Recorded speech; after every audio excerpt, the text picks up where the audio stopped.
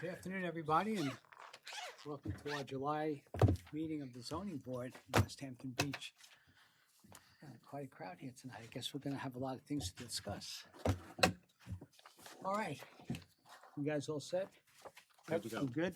Okay, we'll get started then. The first order of business we have on our agenda tonight is the decision for Richard and Margaret Shirley Hine at 40 Brook Road. Is anybody here for that? Ah, there he is. Okay, the board has a written decision to grant that variance. So what I'd like to do is make a motion that we approve that decision as written. I will second. Second by Jimmy, all in favor? Aye. Okay, that's all set. And I guess maybe tomorrow you can pick that up if need be. I'll email it to Bill tomorrow. Okay, good. So we're all set with that. The next one on our agenda, number 2, is the Glenn Edwards at 6 Lake Way. Mr. Young. We do have an updated plan, but I just got it this afternoon. We can expect feedback, so if we could adjourn this to the August meeting, we should have an updated plan to share Okay, soon enough before that meeting for you to review it. good. So we'll be able to go in August. This has been with us for a while now. I'm sure you're anxious to move on to 2, right?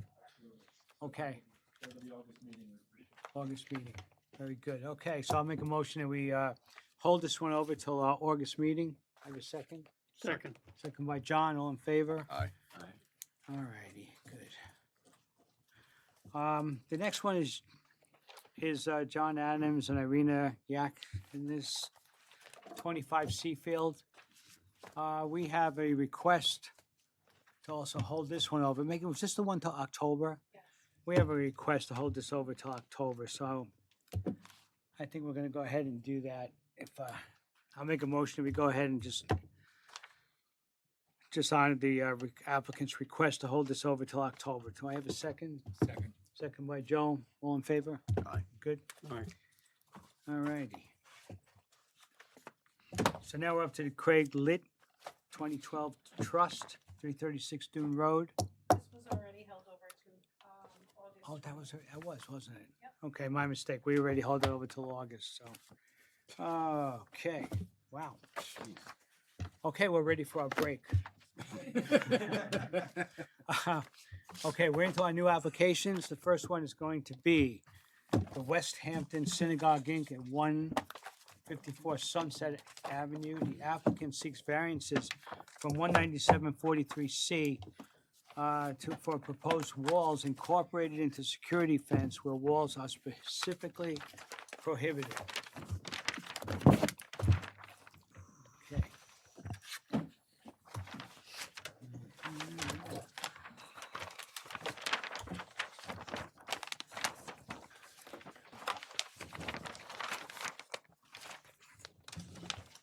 Good evening, Steve Naroda with Aris Design Landscape Architects. I'm sorry, can you say your name again? Steve for me? Naroda with Aris Design. Thank you. We're here on behalf of the synagogue. All right. So the synagogue approached our firm about helping them to secure their campus. They're concerned about security, both from people walking onto the campus or for driving or ramming with vehicles. Unfortunately, it's become a reality in our time. And so it's something they approached us and asked us to do an overall view of the campus, and come up with some ideas. We met with their security consultant, a gentleman named Liron Philby. He's a security consultant throughout for the Jewish community throughout the city. He formerly worked for the airlines at Al Al in Israel. So he's very educated on security matters. We walked the campus together, and he recommended several key things. One would be a fence, security fence that'd be 6 foot height, surrounding the perimeter of the property. Some walls that are mentioned tonight as part of the anti-ramming security portion of it, gates, and some vegetation. So we came before the planning board back in April to show the proposed security measures. Couple areas on the site that are very prone or where the synagogue is vulnerable for ramming be the intersection of Brook and Sunset. that's an area where cars are traveling fast. The concern is where cars can build up speed up to 30 miles an hour. They build it up at speed, they can get through any kind of barrier, like a fence barrier. So the security consultant is in that location suggested or required that we should have a wall there to prevent ramming. Another place along Sunset is kind of where it's just to the west of Cayley Center. This is the south building on the campus. That is an area too where as cars are coming north on Sunset, they can build up speed, and that's another area that we're concerned about. So those are the two areas where we're showing walls as part of the barrier. When we came before the planning board, it was, it's a house of worship. So it's something that's a little outside the norm, something that they don't normally, good evening, guys. There he is.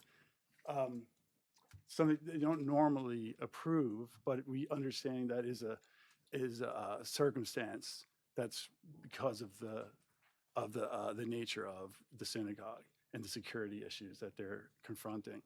So the planning board was okay with allowing us to construct the walls as they've been constructed so far, but they wanted us to come to the before you all for us to get approval to veneer the walls. So part of it is right now it's concrete to veneer the walls, to put a stone veneer on the walls. Okay. Because part of it is there's a concrete stem wall that's been constructed. That can function as the ram-proof nature of it, but also the most important part of this security is to make a statement so that people won't even attempt to ram into the walls or try to crash into the campus. So we want to make sure the walls are visible and then also aesthetically pleasing. Okay, Steve, I want to clarify the planning board thing, because I think you said it a little bit wrong.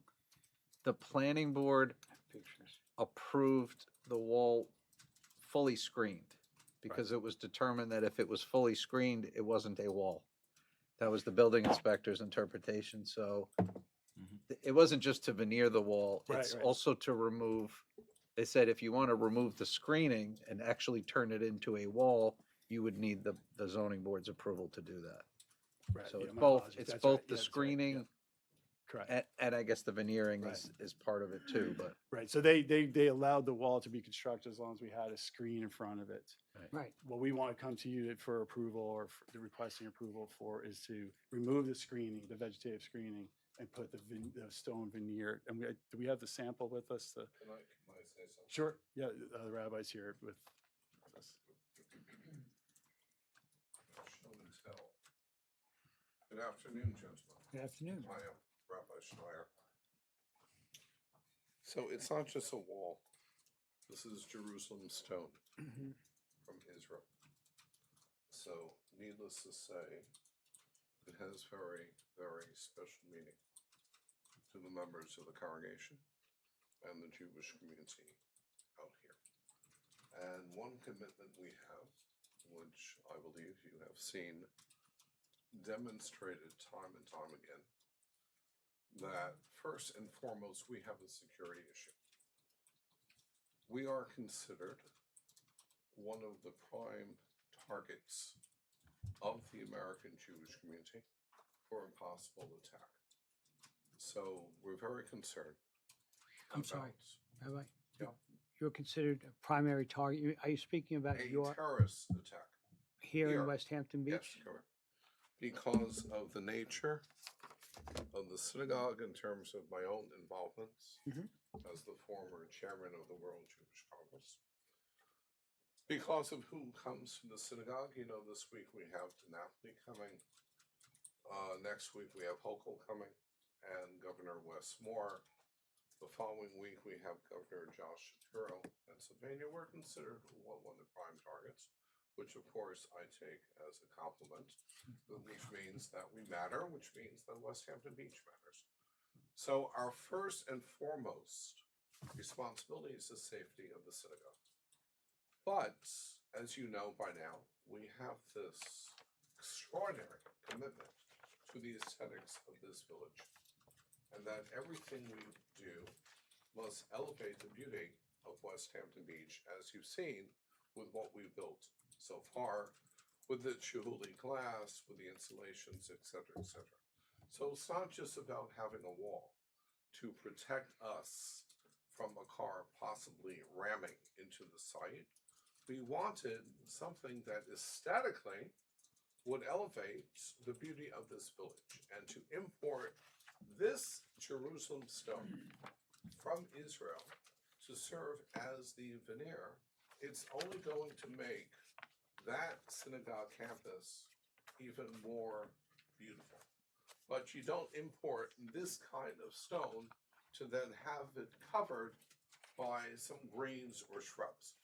And that's why we are here, because we would like, in those few locations along the exterior of the campus, to be able to have the Jerusalem stone, which is there from a security point of view, which is there from a ritualistic in terms of our commitment and our, connection with the land of Israel, and also to elevate the beauty as to what we are doing.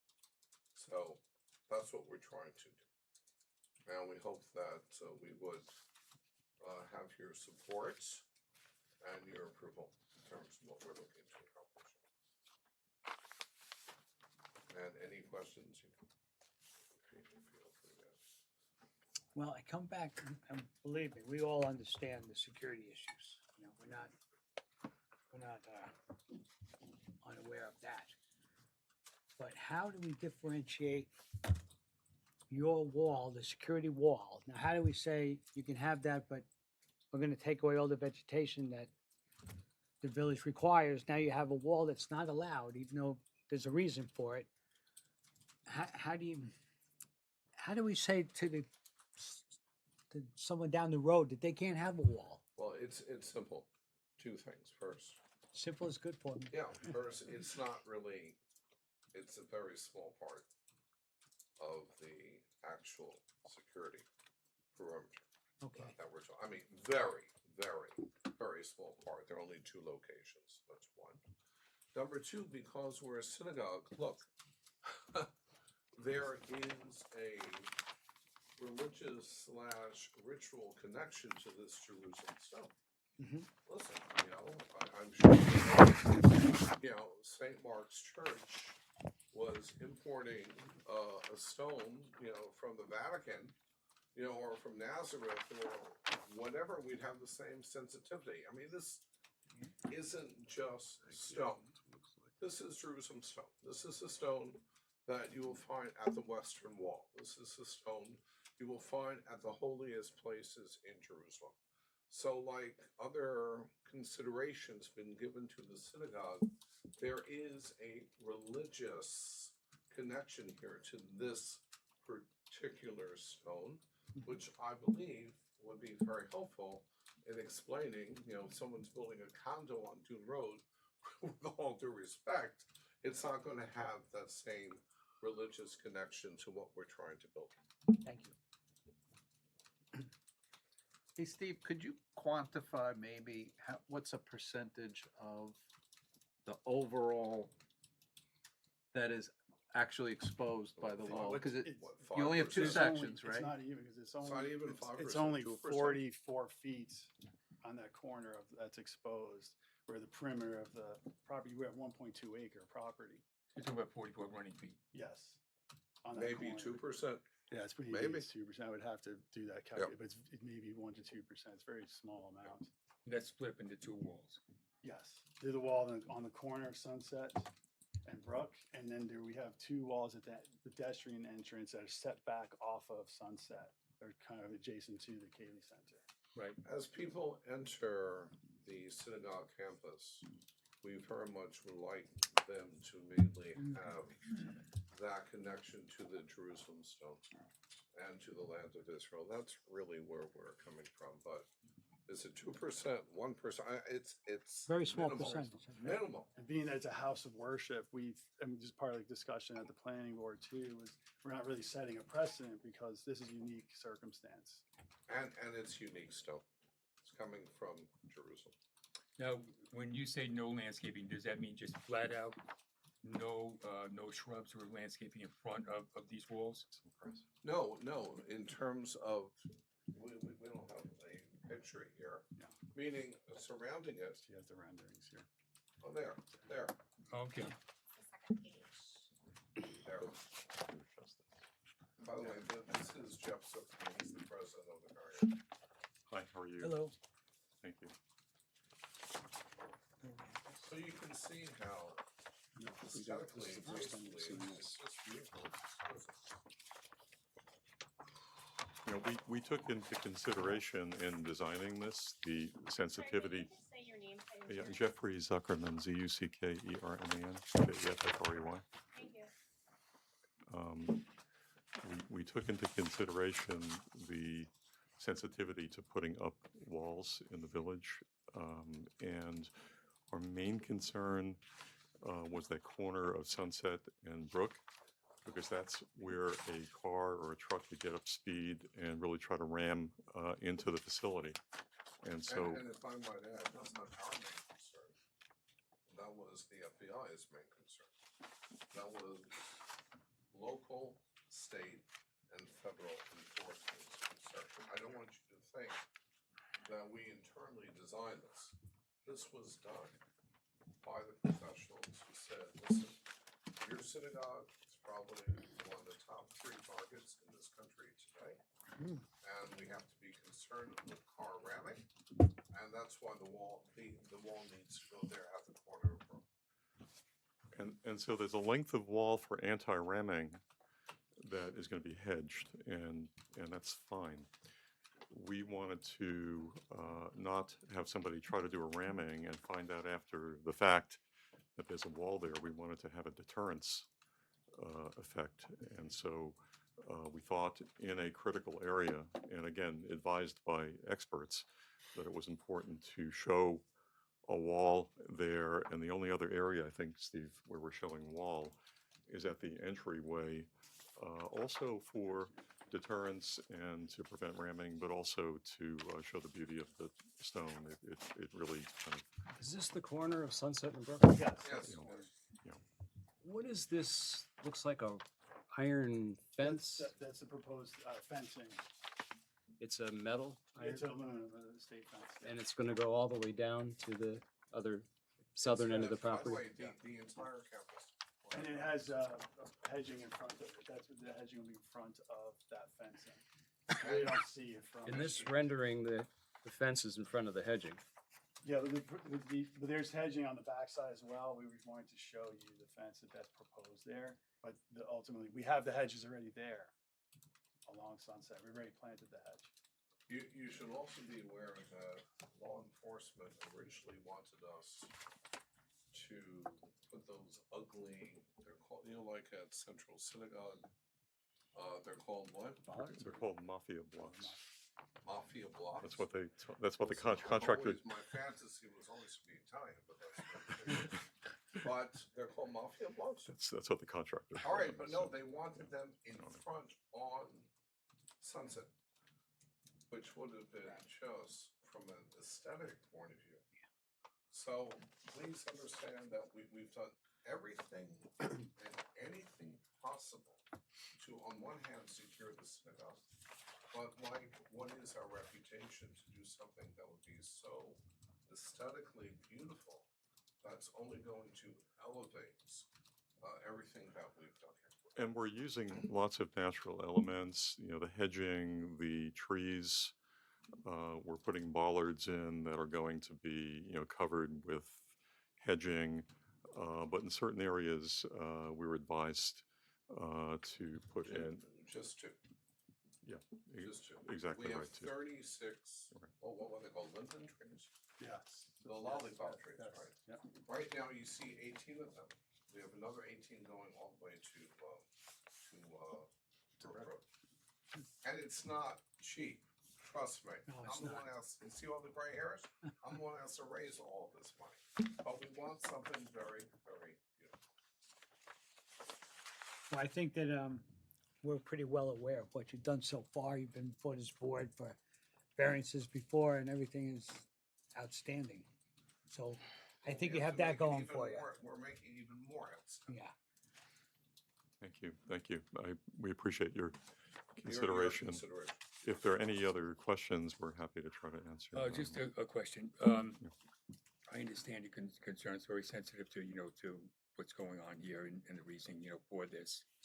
Would you be open to any further landscaping, blended in with this wall? Not to hide it, certainly not, but as a blend, as a transition, to it. Stephen, were you planning on putting in some grasses in We certain were areas? thinking of and- doing ornamental grasses in front of the wall just to soften it a little bit. Okay, Yeah. which all would right. be pretty. Okay. Maybe some other Aesthetic of the things, village. yeah. But Okay. also, I respectfully would like you to try and dismiss the image of a wall, knowing that Jerusalem stone That's what this will rendering is, speak right? for itself. I mean, anyone who will drive by is gonna say, my God, look at that thing. It's not a wall per se, it's the most magnificent Jerusalem stone. By the way, I couldn't script this. The only delay on the Jerusalem stone, it's actually stuck right now in the Strait of Hormuz. Okay, I couldn't script, I couldn't make this up. Yeah. All right, so as soon as the president does the right thing, we know what the right thing is, and they're able to ship it to us, it should be here by the end of August. I understand that, but it's still a seaside village, and it's not, further west or anywhere else. It's not Miami, Beach. It's. I wish Miami Beach should be so lucky to have those jerseys. Yeah, no, I'm pleased. I'm not discounting it at all. Just trying to find middle ground here. That's No, right. I think if you were to take a tour by car, by foot, especially when it's finished, but around the periphery of the property, you'll see that the wall elements are very minimal. Very. It's that corner, and it's the pedestrian entrance, and even the pedestrian entrance is really a modest entrance, and there's landscaping that's going to be all around. You won't appreciate it, Right. even from the pictures. I think until it's actually done. But as people enter the synagogue landscaping, we want them to have a little taste also of Israel, of the Holy Land. And that's why to answer your question again,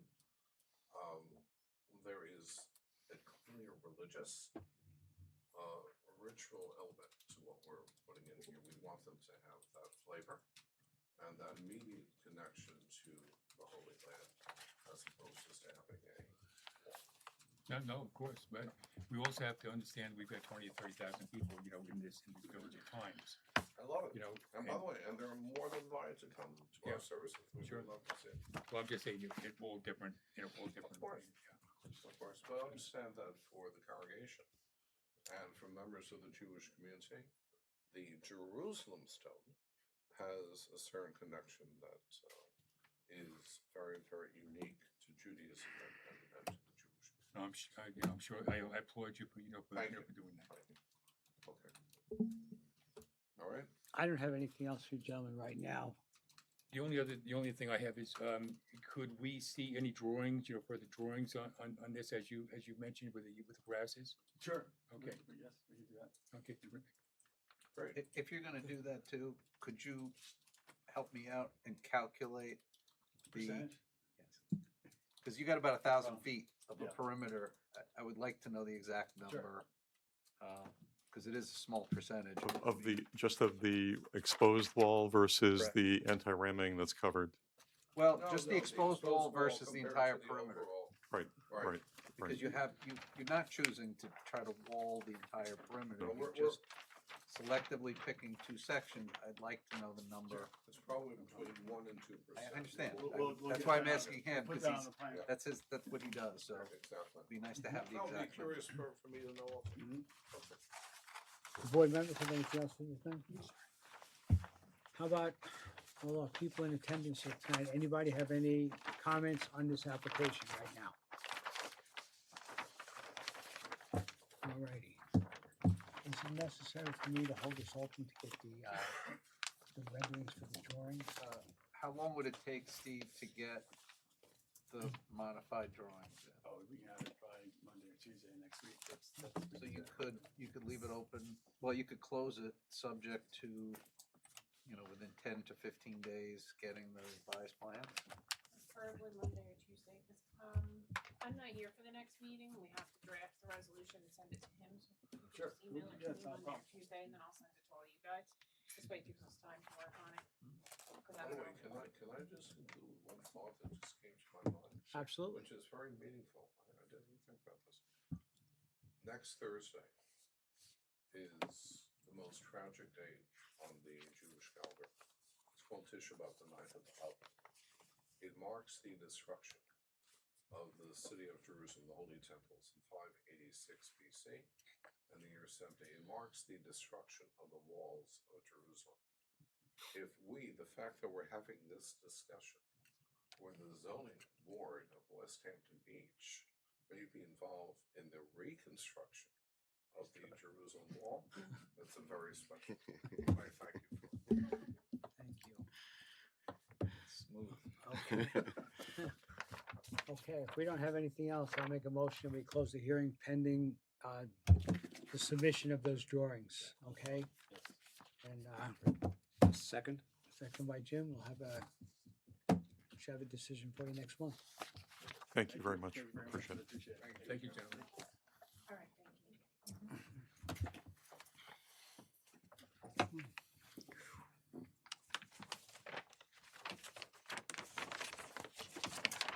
Motion to close that? Did. You need a motion? He did. Oh, you I thought did? I Who did. seconded it? I did.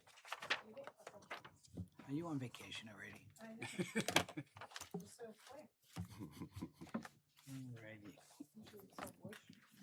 I'm sorry. I'll speak up more. Okay. All right, our next application, Lockland Realty LLC, 111 Hazelwood Avenue. Applicant seeks special permit from the zoning board of appeals pursuant to 19729C1 to erect a second silo representing an alteration to a pre-existing non-conforming use.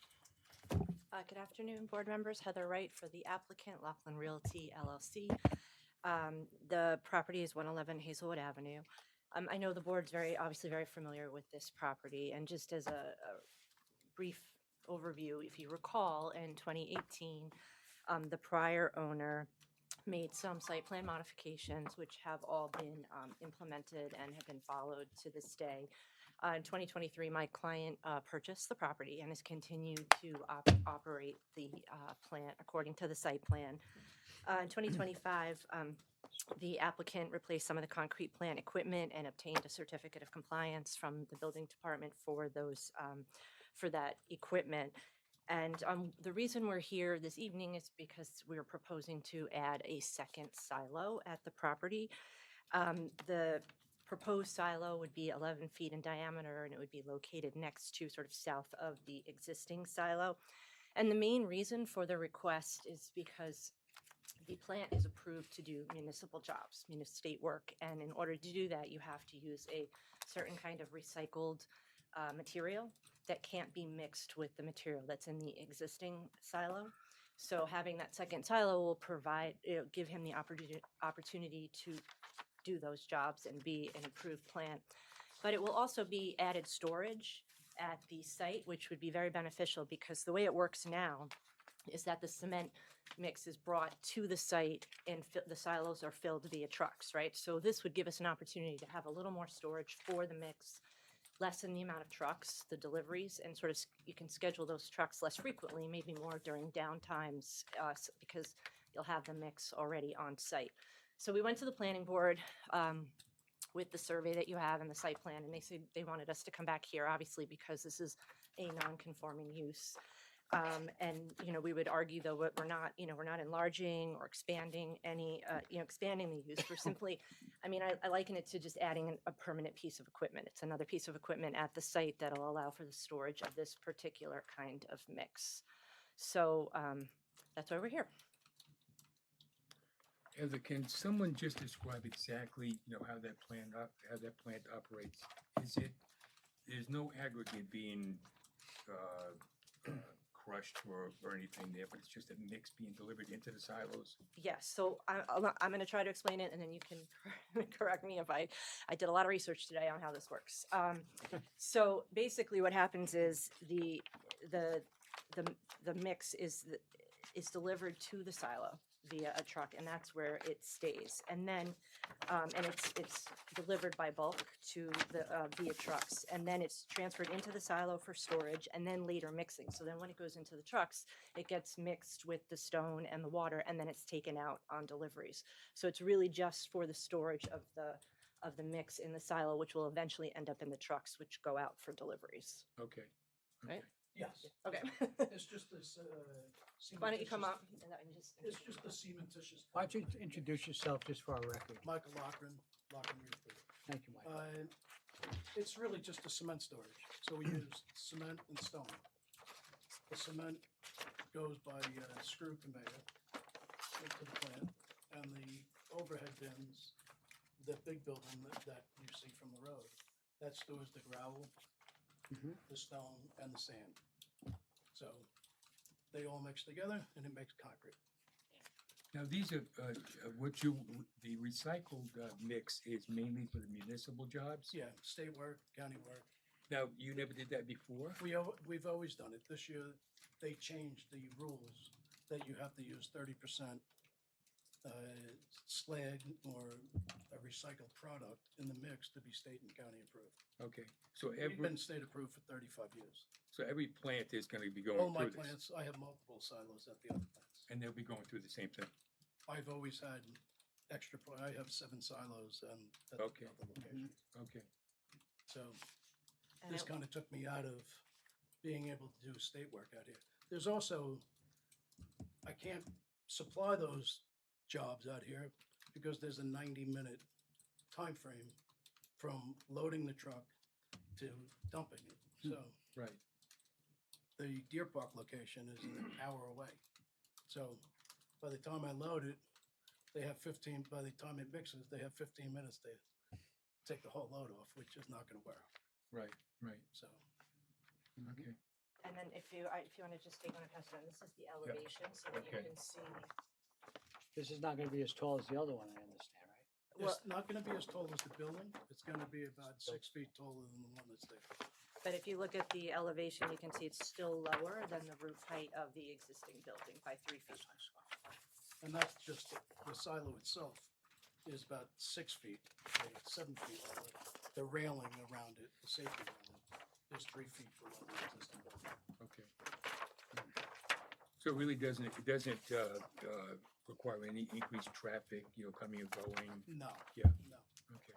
Just like, Heather said, it's more of a piece of equipment. So for me, it doesn't increase my yardage or anything. What it does is allow me on a rainy day, when it's slow, not to have 100 trucks coming down the blocks, filling up one silo as well. Right. So the silo could be used for multiple products.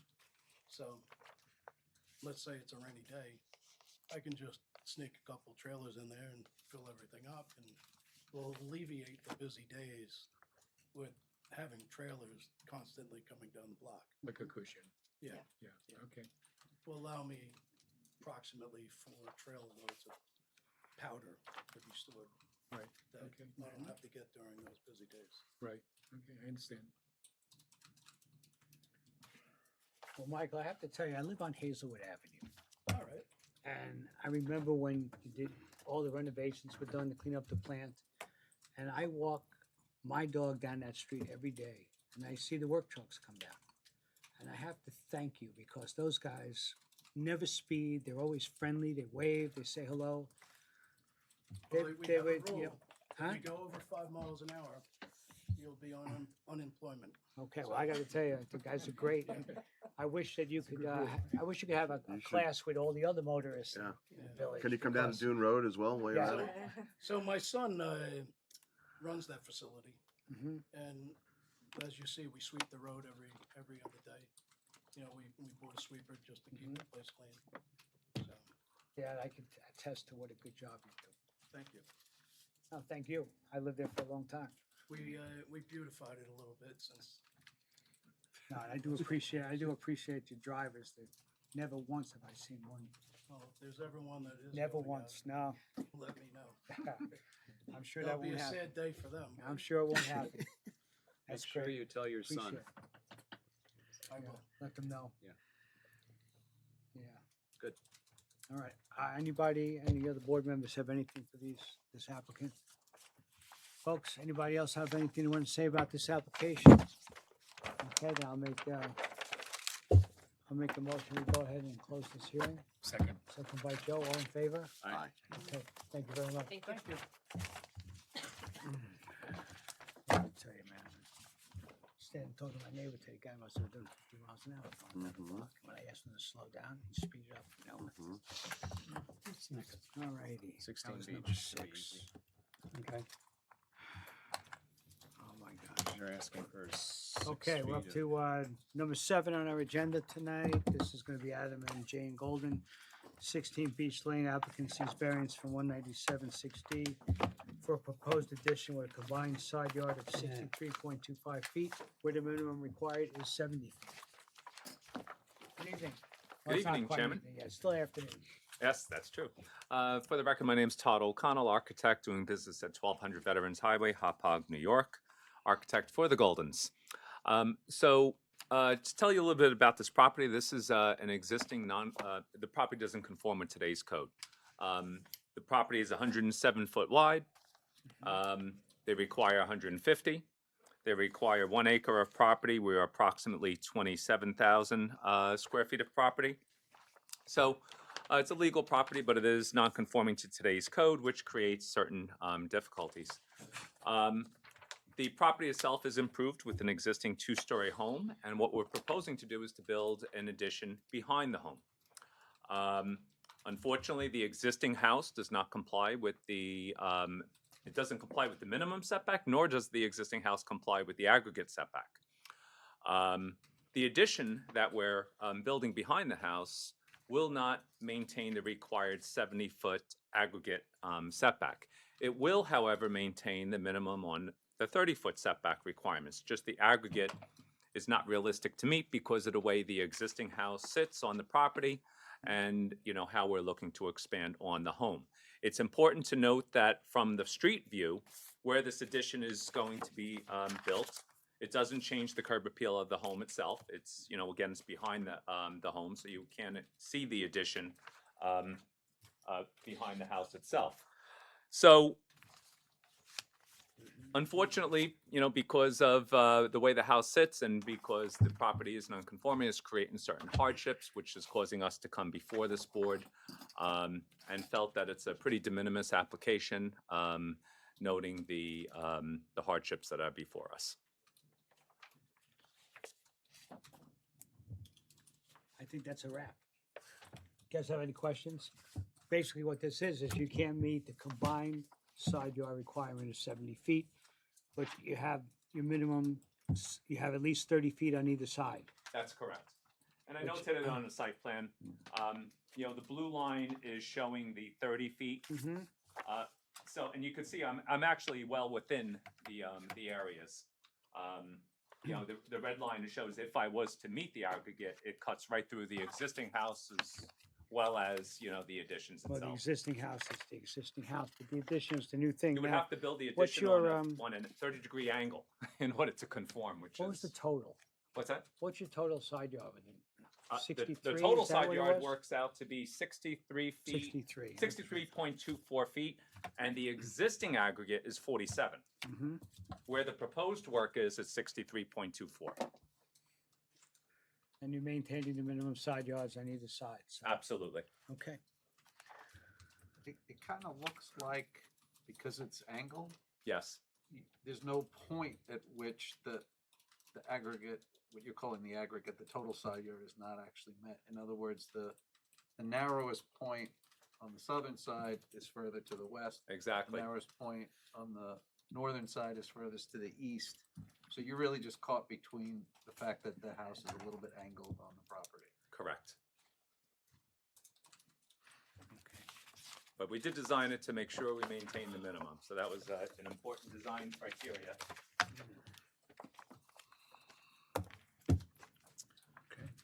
Good. Gentlemen, anything? No. Questions, comments from anybody? Must be gearing up for something out there, huh? All right.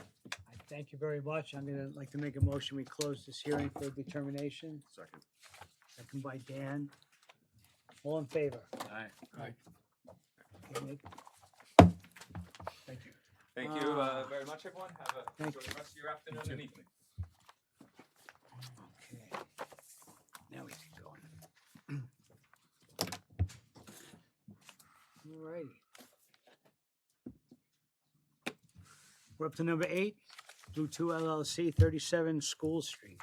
Applicant seeks variances for 197-7B for a proposed two-lot subdivision where the proposed lot areas are 12,817 and 14,764 square feet, where the minimum required is 20,000 square feet. And for 197-7D, for a proposed side yard setback from existing dwelling to a proposed lot line of 11.7 feet, where the minimum required is 20 feet. Ta-da. Good afternoon again, Heather Wright for the applicant, 48 East Main Street, West Hampton Beach. The applicant is Blue 2 LLC. The property is in the R2 zoning district, which requires a minimum lot area of 20,000 square feet. And it's currently improved with a single-family dwelling, deck, pool, and a detached one-car garage. So what we're proposing today is to re-subdivide the property into 2 lots, one with a lot area of 12,817 square feet, and one with a lot area. Did you use the word I did. re-subdivide? Yep, and I'll explain why in a second. One with a lot area of 14,817 square feet. The reason I said re-subdivide, because I want to give you a little history of the property. The property was originally 2 lots at the time of zoning. When original zoning on the property was R6, which required a minimum lot area of 6,000 square feet. I believe it was upzoned in 1969. But at that time, the premises was known as tax lots 3 and 4. And then the existing dwelling on the property was built in the late 80s. So in your exhibits, I think it's Exhibit C, you have the certificate of occupancy from 1988, and that actually references Lot 3 and Lot 4. That's what the property was known as.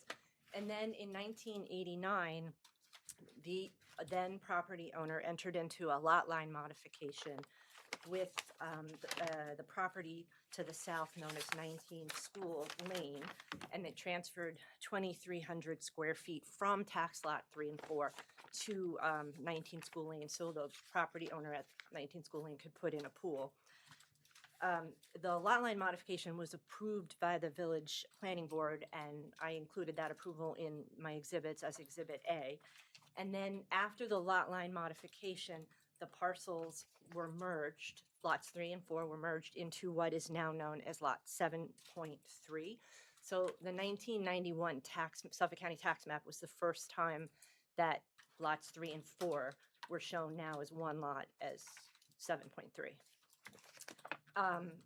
So interestingly, just as a side note, while the planning board approved the lot line modification, it was never approved by Suffolk County Health Department. So on their records right now, it's still showing as 2 lots, lots 3 and 4.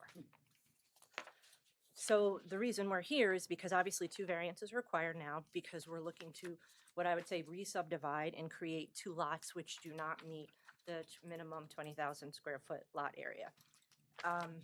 And we also are requesting side yard relief for the existing dwelling of 11.7 feet when 20 feet is required, given the location of the existing dwelling on the lot once the 2 lots are created. The garage, right, that you see, it will be removed, and the driveway will also be reconfigured. You're gonna remove the garage, right? Correct, yep. Let me make sure I heard that So right. if we look at the statutory factors, I think the biggest one here is the character of the neighborhood, and I would argue that there is no negative impact on the character of the neighborhood, because the neighborhood is largely similarly sized parcels, many of which do not meet the 20,000 square foot minimum requirement. So in my papers, I listed 11 properties on School Street, School Lane, and Posung that do not meet the 20,000 square foot requirement. And if you go on to School Street, 25 School Street, which is right next to 27, is only 14,900 square feet. And 17 School Street, which is one lot over, is 16,900 square feet. So we would argue that what we're proposing is in keeping with the character of the neighborhood. The proposed side yard setback relief that we're asking for the existing dwelling is also consistent, because there are many parcels, although they're pre-existing, have non-conforming side yard and total side yard setbacks on those. And I included surveys in my papers of those parcels showing that they don't meet the required setbacks. In terms of feasibility, there's obviously no feasible alternative to create these two lots other than to request relief from this board. I would argue it's actually not substantial when you compare it to the character of the neighborhood and the number of lots that don't meet the 20,000 minimum lot area, and the fact that the Suffolk County Health Department views this as two lots. And then finally, in terms of environmental impact, I would say there's no negative environmental impact. Anything that's built on this property is going to have to meet current code requirements. You want to hit the self-created one too while you're on the roll? Well, I mean, all variances are self-created. It's just, but it's not a dispositive factor. For How this old is board. the applicant own the property? I'm sorry? How long has the applicant owned the property? They just purchased the property about a year Recently. ago. Okay. So I'm respectfully got to disagree with you on the substantial part of it. You make a good argument for the other ones, but I think substantially, I mean, we're talking about a 25 and a 35% variance with the lot area. So Yes, but I do think you have to look at that in context of the other lots in the neighborhood, even the lots that have the pre-existing non-conforming side yard and total side yard setbacks. We're not creating something here that is out of character for Character of the neighborhood is what what you're currently saying, exists. right? So I think that's a factor that you have to look at when you look at substantiality. And I also think you have to look at the fact that the health department we don't have to get approval here for the two lot subdivision, because in at least on their books, it's two lots. it's already there by their book, huh? And that works out. All right.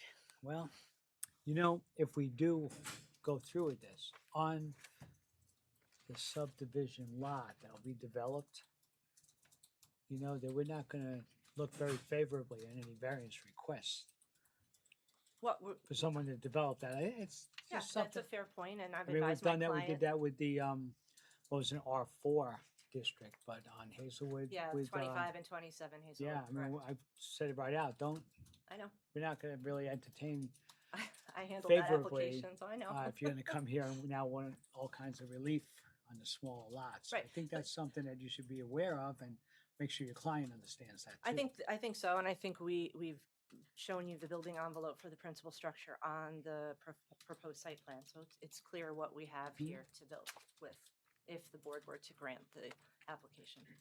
Gotcha. Okay. I Yeah, just the- always, I'm sorry, go like ahead. to put that out there. Sorry, Joe. Go ahead. No, no.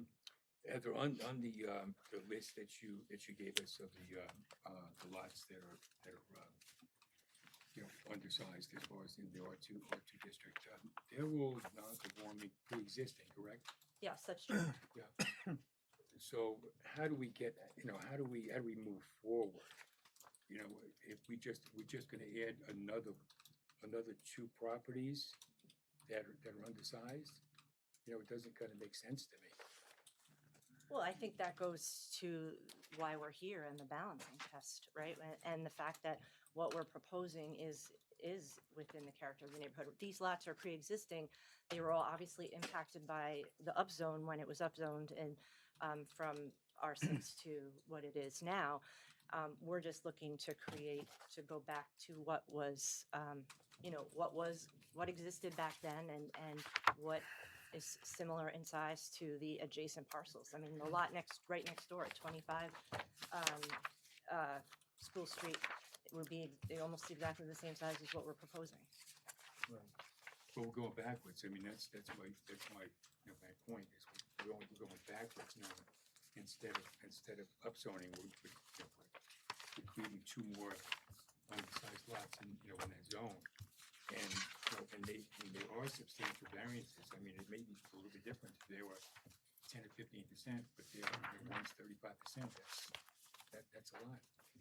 Right, but that's just one factor that you balance against the health, safety, and welfare of the community when you consider whether or not to grant the variances. I mean, again, you know, there's a building envelope here that we would have to, you know, comply with, per the chairman's point. So I think that's, you know, the point is, your point is well taken, but we would have to, you know, comply with current zoning. Heather, do you have the health department information that says only one lot? Do you have any of that? Yeah, we do, and you want to, yeah, Dan, do you want to come up?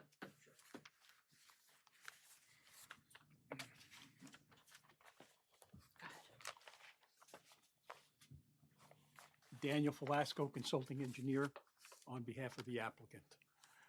I was the one who started the application with the health department, and basically what Heather has said is correct. I have with me a copy of the 1981 tax maps. I have enough to pass around. I'll give one to the clerk. Let me take one more. Okay, you want one? Yeah, this way I can talk about it. And give that to the clerk.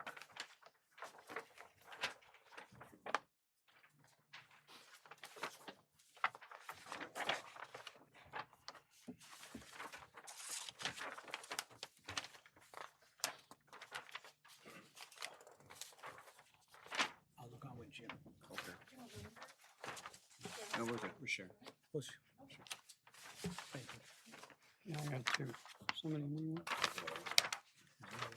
Dan, before you start, just, if you could tell me, this is after the lot modification, No. right? No, not. this is the 1981 tax map. This is the way the properties existed in 1981 when Article 6 of the Sanitary Code came into being.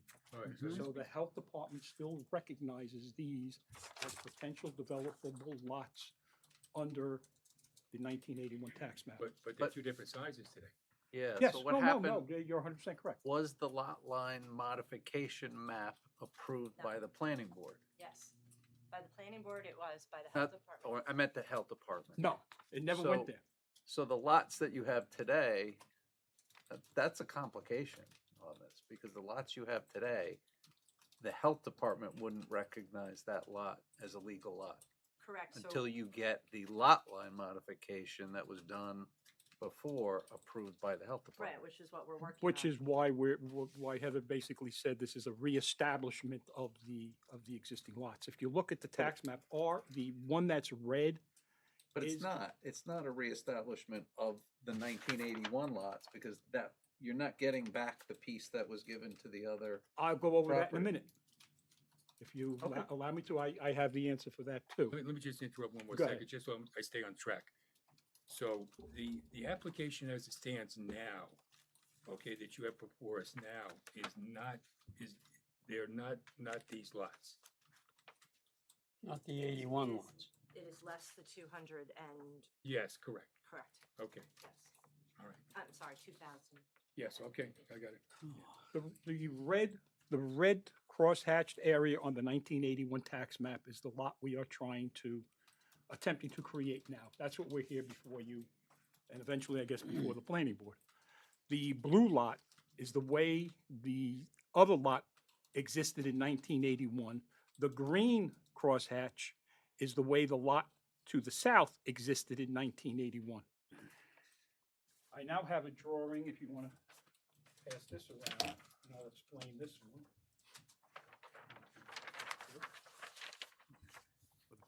This is also in your papers as Exhibit C, I think.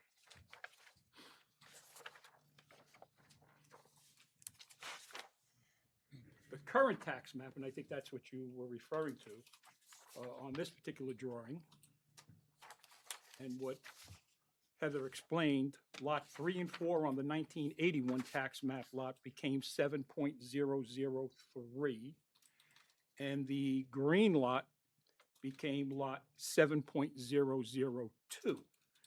The tax maps were changed, but the health department never recognized and never saw what is that blue-green double crosshatch, that little triangular or little rectangular area that's the lot line modification you're talking about.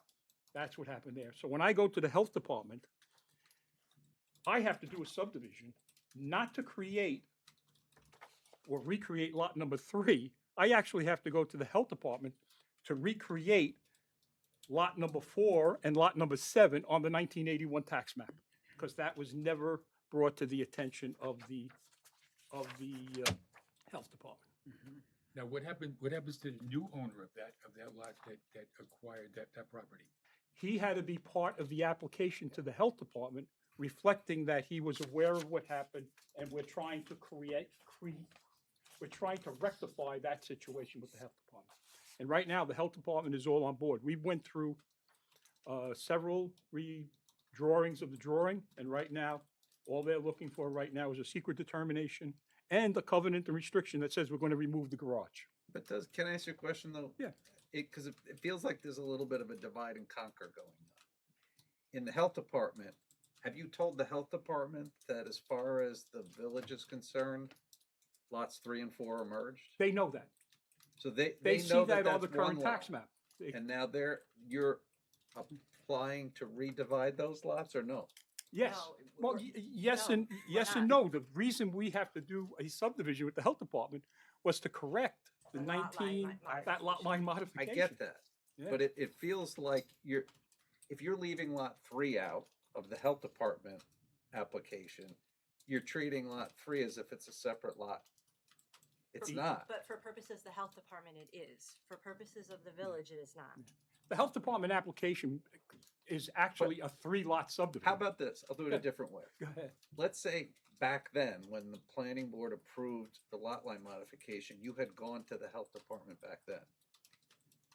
The tax maps today would look like 1 lot and 1 lot, not 3 lots. And so that's why I mentioned it as there's something that feels fishy going on. If that we you're- would have went back to the that health. you're splitting the applications to avoid telling the health No, department no, we're not. that No. 3 and No, 4 no, is no, no. 1 lot. In fact, the planning Absolutely board. not, just we- the opposite. Yeah, no, we presented a map that had all of this on it to both the planning board and the health department.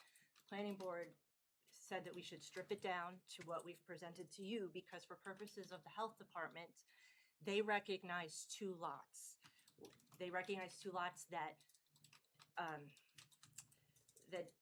didn't have that transfer piece, right? So the original 2 lots that appear on the 1981 tax map. So what we have to correct with the health department is that transfer piece. But the health department is aware of what we're doing with the village and what we're doing with the health department. And in fact, the neighbor has been involved in this because their health department application for, is it a new septic system? I'm not sure if it came in front of you guys yet. I think it's an addition. I'm not 100% But sure. they need health department approval, and so we have to correct Is that this. 19 School Lane? Is that what Yeah. that is? Yeah, 19 School Lane. To- I'm not sure if To it to came. further answer your question, had the lot line modification gone before the zoning board of appeals when it happened? The only 2 lots that would have been involved, if you look at this drawing, because of the 1981 tax map, would have been lot number 4 and lot number 7. Those would have been the only 2 lots that were affected by the lot line modification. So. Well, the health unless you told the health department that lots 3 and 4 had merged But Well, they they had, hadn't but they merged hadn't yet. back then.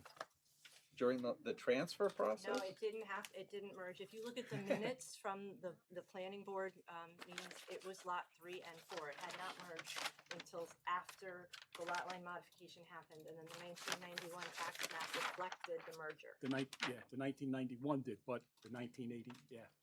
So basically, to answer your question, the only 2 lots that would have been involved with that lot line modification would have been 4 and 7. And again, lot number 3 would have existed on the 1981 tax map. It was still there when the lot line modification happened. It's, believe me, I went through a long meeting with the health department to realize what they were saying, because I was surprised that they asked for a subdivision. I said, well, wait a minute, why we need a subdivision? And after doing the further research, that's what we found out, that was a lot line modification done without the health department knowledge. But even if it was done with the health department knowledge, only lots 4 and 7 would have been affected or part of that application. Now, wouldn't it be reasonable to assume that 1 year ago, when the transfer of the property was done, that this was picked up at that time? That there was, actually, there was more property, here, that the survey wasn't correct? I don't know what, I don't know what the applicant's plans were for development of the property at the time they bought. I think that their development plans kind of occurred over time, and I think that's when they discovered the lot line modification. When they were exploring the possibility of subdividing the lot line modification issue came to light. Right, so in other words, the current survey includes the lot line modification It does, property? yes. Okay, got it. Yes. And the current survey with the health department survey is actually 3 lots because we had to incorporate what's lot number 7 on the 8.5 by 11 drawing. Okay. So we're actually looking, and I don't want to scare everybody to think we're looking for a 3-lot subdivision. But technically, in the eyes of Suffolk County, we had 3 lots in 1981.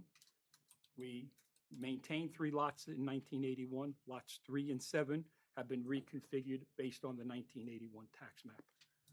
That's where we are with the health department. A lot of moving pieces here. There is.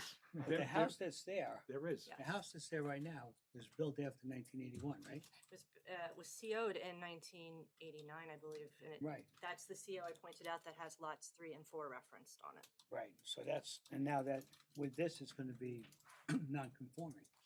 Well, that's why we're here looking for the side yard relief of 11.7 feet for the Right, but if side it was yard. 2 lots, if it was 2 lots with the health department back then, how did we get the approval to build that I don't know. house in 1991? Well, it was CO'd in 89, Or 89, and it sorry. was merged after that. From what I could tell from the records, the only thing I know between 89 and 91 was the change in the Suffolk County tax map, so I can only assume that the merger happened either at that time or shortly thereafter. Good question. Oh, thank you. Good question. All right. Just We one can- point of procedure, you do have to do seeker on this. This Yes, is not so I a, was just gonna ask you this that. is not a type 2 action, it's an unlisted action. You don't have to coordinate review. You could theoretically with the planning board, but I'm not sure you normally would, so. No. But you can't close the hearing until the seeker review is done. Right. So that will have I to was be, just gonna ask you that, because I thought that was happening. that will have to be done. Yeah. So, we wanna see stuff in the health department, are we all clear? This is such a, I know, it's a lot of moving it's a lot. pieces. Can you really summarize that for us and give us that information from the, Sure, yeah. Yeah. I can put together a written summary for you of the, I think that makes more sense, so you Okay. have it for the record. yeah, for the record, we need to have all of that, Yep. okay? And of course, we're gonna need to have a secret. Heather, while we're at it, just tell your map drawer that the key map is wrong. Yes. I know. One of the things picked up by the health department. Okay. 'Cause that's why I was getting confused about the shape of the lots and it's not helpful. Yeah. Yeah. We're gonna get The there. health department sent their notice. Thank you. I recognize it, but we didn't want to resubmit anything to the health department. Okay, now. Yes, we're gonna get to you guys. Now, anyone, Heather, are you finished right now with what you I am, yeah. want to present? So now, people in the audience, anybody has anything they want to say in reference to this application, now's your time. So one at a time, you in the front, we're gonna let this lady in the front row come up first. So we need you to come up there to the microphone, tell us your name. Sounds like the mic hasn't been working very well then. Well, we'll find out when we have our website. My name is Marcia Tuthill Mhm. Bridgman Palmer, and I bought my house in 1961, or actually 34 School Street, right around the corner. What was your last name, Martha? Palmer, Bridgman, Tuthill. Which one would you like? I like the Tuthill one in Long Island. Uh-huh. I am now a year-round resident. When we bought, I was working in New York, and then we came down on weekends for many years. My daughter, right there, was not even born when we bought the property. So we're talking about a long time ago. And it was a family. It were families up and down the street. Small. We fortunately didn't have to worry about all the legalese of the. Very glad when you came in and bought next door. You've done a lovely job on the house. And if I thought that that was going to stay that way forever, I would be very happy. The land, when you take land and you divide it into smaller and smaller and smaller plots, you get to look like what is School Lane, not School Street. School Lane, we have the appearance of more land around you. The piece of property, when you divide it even visually, it made the numbers, the research, whatever else you have to do, it's going to make it look smaller. And they're going to be, for the Monsieurs, they're going to be almost three pieces of houses on that land, on the land. 1, 2, 3. The comps that they were put in were all mostly from School Lane, not from School Street. I'm certain that it just looks like there's more land. Above and beyond the houses and the ability to have more families, I don't want to see it divided and then having rentals come in. Rentals can ruin the property, and I know the Monsieurs are very careful with their property when they do rent it out. But that the Monsieurs could fall in love with a beautiful home. I mean, I know they have properties around West Hampton, and they could build a beautiful home someplace else, and we would be left with lots of small pieces of property that are subdivided at another period of their lives. I also have concerns with one more house going in there with cars. Anytime you walk by School Street, there's always 2 cars parked out on the street. When something like this happens, there's going to be not only the 2 cars from other garages and other houses, you're going to have more cars from the new houses that are the new house that is being built. So I worry about the precedent for future of taking land and squishing it together and changing the rules and regulations so that you can fit another house in. I liked it before when we had a space and we had land that we called our house the farmhouse, and it wasn't really a farm, but for us, it was a place where my daughter and her friends had a chance to play. It was country. It wasn't the sophisticated New York that we have today with all of its complications in West Hampton. Well, So I fight for not overdeveloping and making it look like School Lane rather than School Street. School Street is a wonderful place to walk through and remember what it was like with children running up and down. thank you. So you are a direct neighbor to this property? Steve Palmer? Just across No, the no. street. You're a direct neighbor to this property? I'm right across the street. Right across the street. And so when I back out of my driveway, I have to be very careful of a car parked on the street. It's a risk that I take. Gotcha. Thank you very much. Thank you. Thank you. My name is Louis Farano, Farano, and I, my wife Heidi, my son Cale, who's 16, my daughter Lily, reside at 30 South Road, which is attached to the piece of property that would like the variance. You're on the corner. Yep, we're the corner lot Okay. on School and on South. We bought the property in 2014 from Fred Through, which many of you may know, who passed away recently. It's a beautiful house. It's peaked. It's a beautiful piece of property. It's beautiful architecture. Our backyard in the summer, you can't see another house when the foliage. In the winter is a little different, but in the summer you can't see another house. If you provide this variance, I think what they're trying to do, or what will have the ability to do, is basically put the house between the wall and the wallpaper. It's a very narrow strip. It will be effectively in my pool. you'll be able to look into my yard. It will affect my property value. It will affect my privacy. And I think it does affect the character of West Hampton Beach, because I don't think we want this place to look like Brooklyn and put house upon house. And when you have a lot that's 12,000 square feet, which I had to look up on the Google machine, is basically a quarter of an acre compared to my piece of property, which is attached to that house, which is 0.62 acres. The house across the street is 0.5 acres. The house next to me is 0.69 acres. I think you're getting a very small piece. The properties that were put in this book, as the young lady mentioned, were cherry-picked from streets further away. The only house on School Street that's small is that one I can see almost here that's attached to the Starbucks. The rest of them are relatively larger size. I think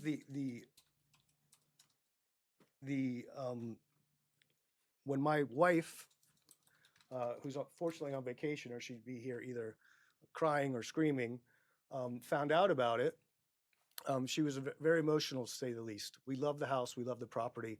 We don't want somebody looking into our dining room. Additionally, I'm a bit more proactive, so I called 2 real estate attorneys that are my friends, 2 other real estate attorneys that are in town, a builder at Vickers, Craig Arm, the architect who I'm working with now on several properties, and to a man, they said the same thing. One, they think the variance is ridiculous, and secondly, they think if you give this the ability to give this variance for a half-acre lot and divide it in 2 quarter-acre lots, what's to stop the next person from doing it? I know we're trying to go back in time to 1991 when there were 2 pieces of property, but in 1991, you know, I had long flowing hair and I was 30 pounds skinnier, and I think that's going the wrong direction. I think the variance itself, it does not bode well for the neighborhood. I think it's just an attempt to really make more money, because if they can split the lot and sell it either to me or somebody else who wants to put a house there, it's a way to maximize profits. The house was just recently purchased, so I don't really see the benefits of that for the community, for myself especially, if I'm being a bit selfish. And I think the rules for the variance, which a friend of mine, legal friend of mine sent me, I think was this self-induced, or was this issue, the problem raised by themselves? And I think when they bought the property, I don't think they had intentions of dividing it in 2, or if they did, they're mistaken. Because I know when I bought my property, on the map, it said that was 1 lot. So I didn't know it was 2 lots, or, you know, I might have thought differently because I knew a house could be put right behind me. So, you know, in effect, I guess what I'm saying is I disapprove with it. And if it does pass, you know, it will be an Article 78 grievance, I'm pretty sure. From you or from? From me. And I think we have another neighbor that has the same opinion. Well, we'll get to it.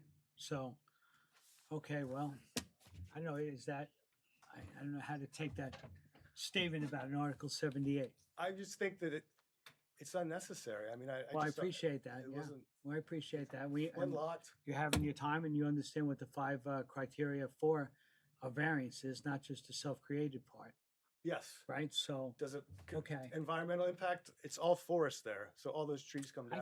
I got it. You just don't end well with the 78, I'm Article sorry, 78 threat. I'm emotional Okay. about it because I really like Well, I the house. understand that, think and that's why we have a somebody's hearing, piece that's of why property. everyone is entitled to be here, Thank you. okay? Anyone else? You folks want to come up and say something about this? You've been sitting there so nice and quietly. Come right up. Come on. We'll need the microphone here. Hi, my name is Laura Connell. I'm the power of attorney for Arlene Nesbitt, who owns 28 South Road, right next to Louis. Their property, I don't know you, sir, so backs right onto ours as well. We've put up trees and everything else to try and create some privacy. It's a small property behind as such. It doesn't meet any of the variances, like he said. So we'll have another property, another house built there. We don't know who's going to live there. It'll be more cars speeding up and down, going around. At the moment, That little girl, she rides her bicycle all around there. I don't want her dead from somebody who just goes along and doesn't pay attention. So Okay, well, we would never want anything to happen to absolutely, I know that. But any some of our kids, children, but that's, you know, we have more and more people coming into West Hampton. yes, we do. Look at all the buildings that's going on. It's massive from when we lived here 40 years ago. Well, I've lived here for 30 and all our We've board been out members here have been here since for a long 40, time. believe So it or we're not. very well aware of what's happening, but that's why we have these hearings. We Yeah, have- I Everyone understand. has their opportunity to express their, we always said that you can come before the zoning board of appeals and request a helicopter pad on your front lawn. It doesn't mean you're ever going to get it, but you have that opportunity. Just like you have the opportunity to come here and tell us your opinion. We appreciate it very much. Okay, thank you. Thank you. Thank you.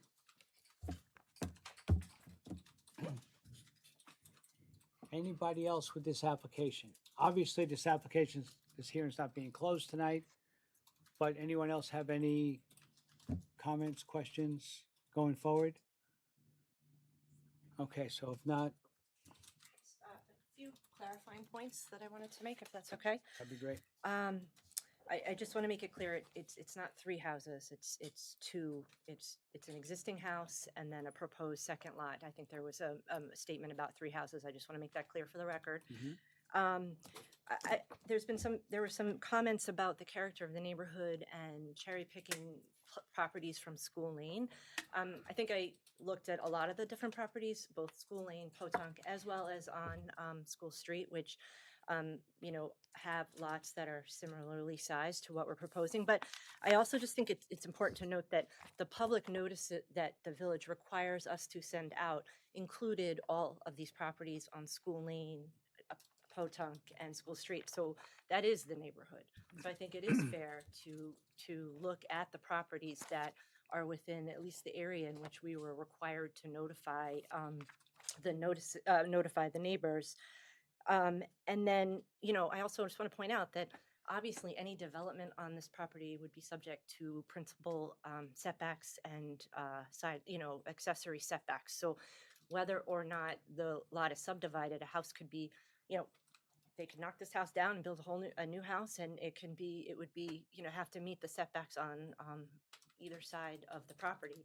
And the trees can be removed. There's no clearing restrictions on the property. So there can be additional accessory structures put on this property. If they could fit a pickleball court, maybe they could put a pickleball court there. I'm just saying you can develop, as long as you're within the setbacks, you can develop your property. And finally, I want to put into the record, because I know we talked about the property on Hazelwood, that with the lot line modification and the change that created 2 non-conforming lots. So I have that decision for the board, and I'd just like to enter that into the record because That was also an R4. that was an R4 R4. zone. Yeah. So I don't have anything else to add at this point. I know that the board has to do secra, and I assume then after that's done, we would come back to you with, and answer any additional questions that you have. Thank you, Heather. Thank you. You guys have any other questions? Everybody else okay with this right now? So I'm going to make a motion that we go ahead and we'll be holding this application open for all purposes. Second. Second by Jimmy, all in favor? Aye. Okay, thank you all.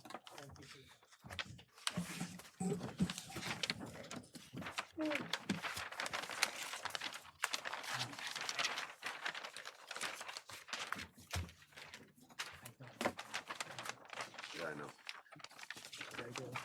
He knows too. He knows now too. True. Huh? Did I do okay with that? I think you were polite enough. Hey, guys, I'm going to ask you, take the conversation outside because we have other hearings to go through. Empty. Thank you. All right. All right. Francis and Dorothea Vitale, 513 Dune Road, applicant seeks variances to construct a single-family dwelling with accessory structures from 74.5C2 for proposed non-movable structure dwelling within the CSEA, CE coastal erosion hazard area where prohibited from 197.8C for proposed building area lot coverage of 30.3%, where the maximum permitted is 20%, and from 197.8D for proposed front yard setback of 52.4 feet, where the minimum required is 75 feet for proposed side yard setbacks of 9.9 and 6.5 feet, where the minimum required is 20 feet, with the proposed combined side yard setback of 16.4, where the minimum required is 50 feet, and also from 197.8D for proposed rear yard setback, crest of the dune of 53.3 feet, where the minimum required is 75 feet, 197.35C, proposed front deck setback to side property line of 9.9 and 6.5, where the minimum required is 20 feet, and proposed rear deck setbacks to side property lines of 9.9 and 9.8, where the minimum required is 20 feet, and also from 197.35C, proposed rear deck hot tub setbacks to crest of the dune of 36.1 feet, where the minimum required is 75 feet. You leave anything out, Brad? Hello. Hey there. I'm Jeff Sands. I'm the architect for the client, Francis Vitale. Welcome to our meeting. Thank you. So you want to tell us about your project here? Sure. So there's an existing house on the lot. It is pretty much nearly the same exact spot as where we're proposing. The setbacks, you know, obviously there's really no legal building envelope here. So so what we're proposing is the same side yard setbacks as the existing house is, and with the new, you know, it's a new sanitary system, so the sanitary system is taking up the entire front yard towards June Road, and you know, we're matching the existing lot coverage as it is now is that 30.3. So we're not planning to go over that lot coverage at all. So we're maintaining the lot coverage, and we're also keeping the house back. The neighbor to the east, we're keeping our house landward of that house by a foot. You know, so we're not going any closer to the ocean than the neighbor is. So The neighbor right now is the neighbor. What about your house as compared to where you are right now? it is a couple feet closer. The deck is like 4 feet closer to the dune, and the house is, let's see, to the crest, 3 feet closer to the dune than the original. And why is that? Why are you going back further? We try and keep everybody away from that, not let you come closer. Yeah. It's just And the that 30% lot coverage, you know, you're building a brand new house now. Can't you come down a little bit? Why do you have to have 30%? I'm not gonna make your argument for you. Come on, I'm giving you a I mean, chance. we're you know, the house as it was didn't really fit. You know, it needed to be a little bit bigger, and we felt that house was chopped up. It's old. It really can't be reworked. It's done. So it was his opportunity. We felt that we weren't making any, you know, imposing any more than what's there now. So we were just hoping to, you know, maintain that lot coverage. Take down what's there, start with a fresh lot. You have to tell us why you're not gonna conform to current zoning. Why are you not gonna build what's allowed? Current zoning would be a little shoebox. There wouldn't be 20% would be, you know, an 800 square foot house or something. I didn't do the math on that, but Okay. it would be very small. It would be a very small house. So why are you moving it closer to the crest of the dune? Why is anything going closer to the crest of the dune?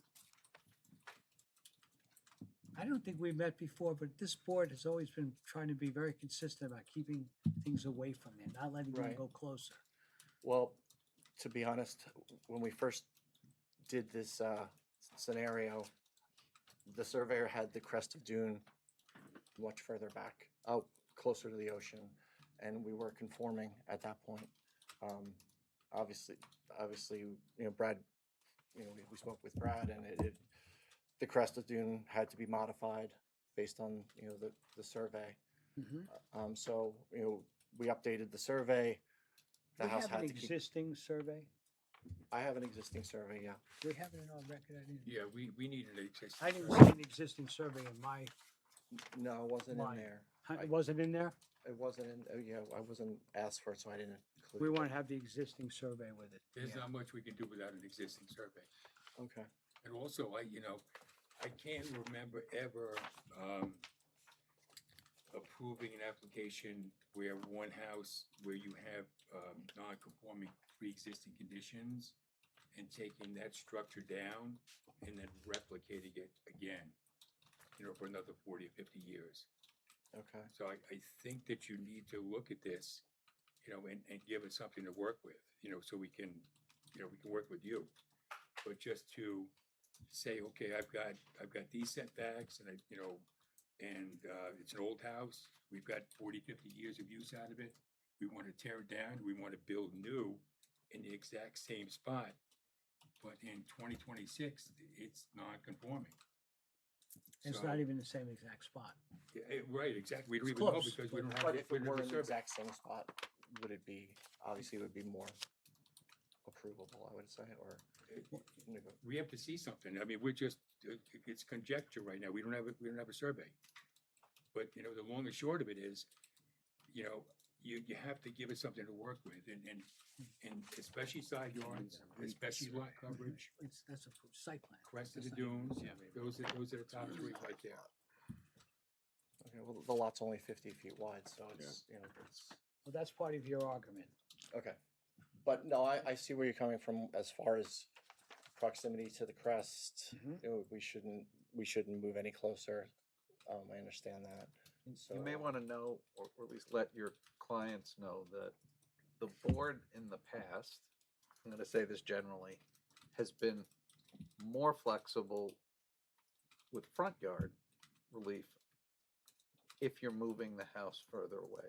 Their goal has always been to get the houses further away from the crest of the dune, and that's why you're hitting this wall of why are you moving it closer? You're going in the exact opposite direction of everything this board's done for a long time.